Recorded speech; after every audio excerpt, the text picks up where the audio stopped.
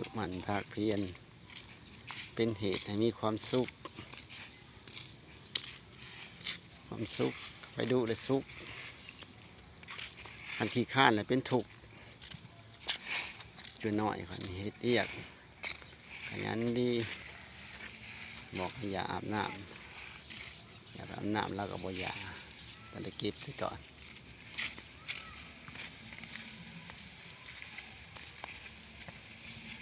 เอาลายโพดหน่อย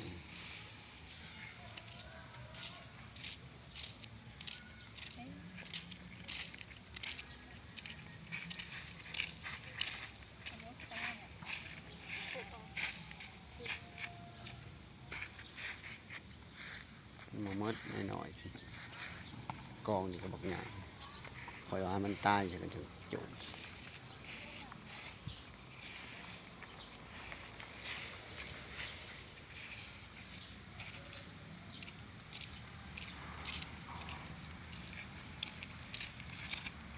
ตัวหนึ่งเกิดสอง